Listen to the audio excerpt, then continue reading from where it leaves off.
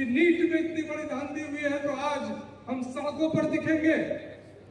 क्या किसी राजनीतिक दल ने यह कहा कि किसानों के साथ अन्याय हुआ है तो हम उनके साथ खड़े रहेंगे अगर वो कोई कॉल दे? क्या किसी राजनीतिक दल ने कहा सिविल सर्विसेज में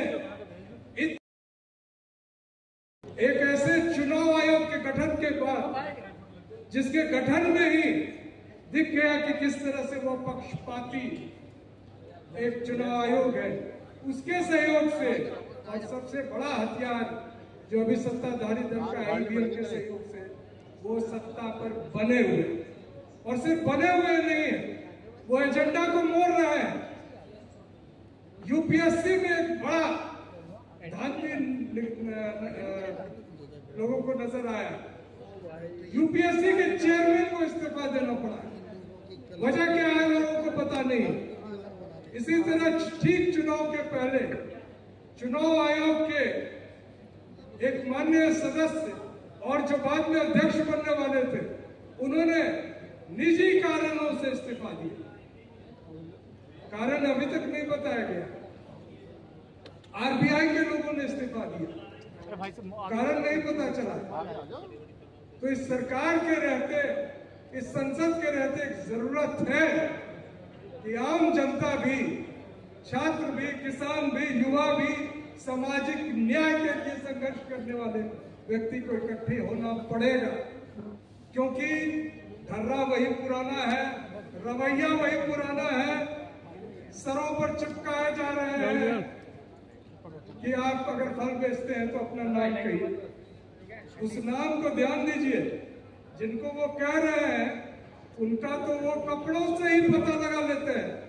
भाषण सुने थे ना कि हम कपड़ों से ही पहचान लेते हैं कौन, तो वो नाम उनके लिए नहीं है, नाम उन दलित, पिछड़ों और आदिवासियों के लिए है जिनके पेट पर लात मारने की योजना, साजिशन बहुत अच्छे तरीके से बन चुकी है।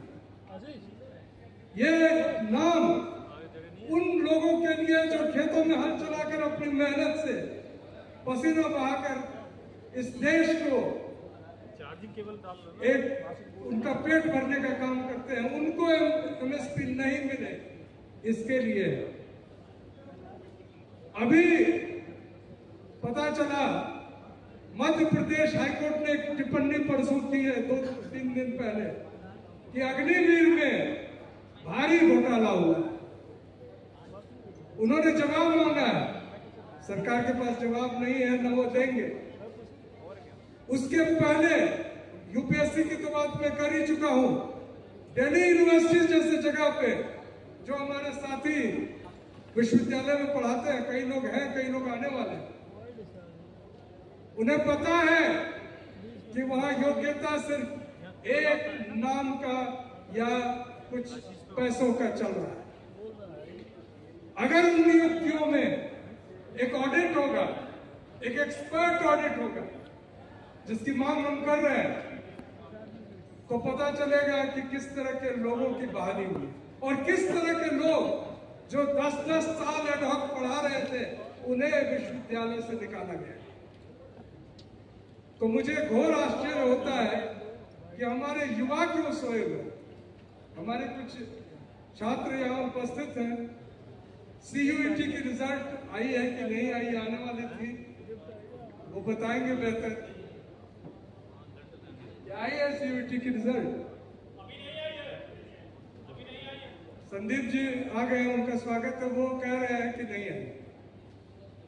ये वही एनटीए है जो सीयूईटी की घोषणा करेंगे और उस सीयूईटी में किसका चयन होगा।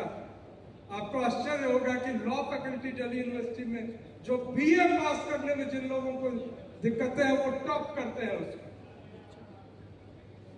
तो फिर हमारे युवा कहां जाएंगे? वो मजबूर होकर सो लेंगे, उससे क्या काम हो जाएगा? वो रो लेंगे, उससे काम हो जाएगा? आपको जगना पड़ेगा। अगर हमारे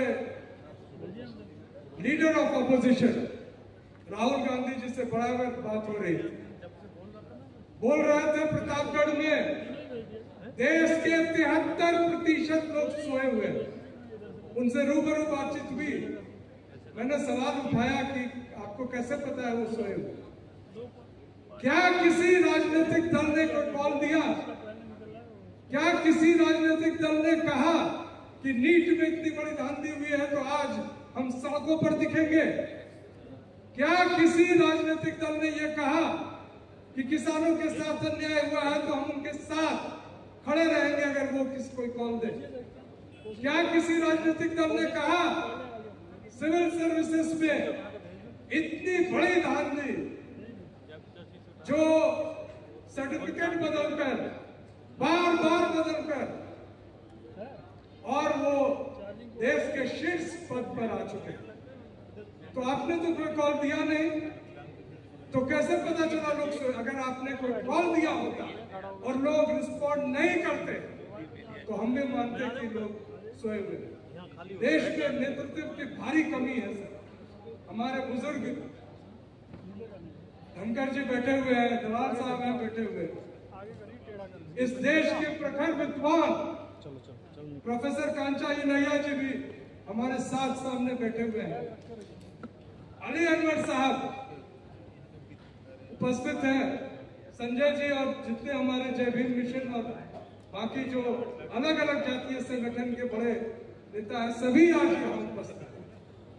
मैं उनसे एक सवाल छोड़कर आज अपनी बात को समाप्त करूंगा कि आपको तय करना होगा सर कि एक दिन हम सम्मिलित रूप से सड़क पर दिखें। इसलिए तय करना होगा कि अगर हम सड़क पर नहीं दिखेंगे तो संसद में तो सिर्फ वो बात चल रही है जिसका कोई मतलब नहीं है।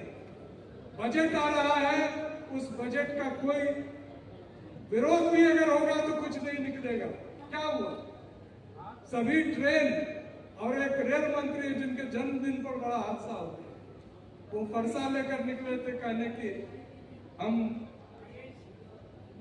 ब्राह्मणों की सभा का नेतृत्व करते हैं, और उनके शासनकाल इतनी बड़ी बड़ी दुर्घटनाएं हुई है, इतने हजारों लोग मारे गए, लेकिन वो शान से आरएसएस बीजेपी के नेतृत्व की सरकार पर सिर्फ इस वजह से क्योंकि वो ब्राह्मण है तो बैठे हुए।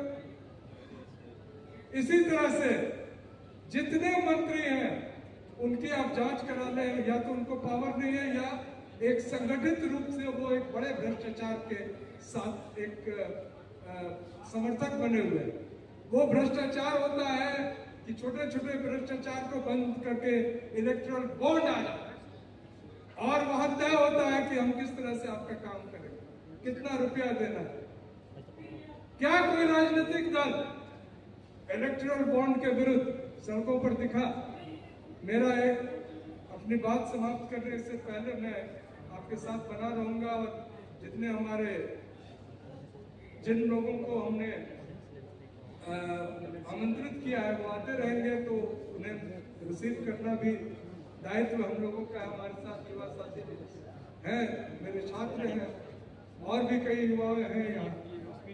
लेकिन मैं सर आप लोगों से हाथ जोड़ के एक विनती करना चाहता हूँ कि सड़क पर उतरने का एक दिन प्रक्रिया आज तक बहुत सारे संगठन है, आप कॉल देंगे तो देखिएगा कि लोग सोए हुए नहीं है, लोग बेचैन है, उन्हें पता नहीं है कि कौन नेतृत्व कर रहा है, कौन क्या बोल रहा है। घर में बात होती है कि मेरा बच्चा मेडिकल नहीं किया, अपना सब कुछ लुटाकर वो कोटा भेजते हैं कि हम वहां उनको ट्यूशन और कोचिंग करा रहे हैं। लेकिन यहाँ जो हो रहा है अन्याय, ये बहुत बड़ी अन्याय है। मैं पुनः अपने सभी क्रांतिकारी पूर्वजों को याद करते हुए और अपनी बात को अगर आगे बढ़ाने के लिए मैं आग्रह करूंगा अनिल पटेल जी से कि वो आकर जो हमारे सम्माननीय वक्ता है उनको आमंत्रित करें। जय संविधान।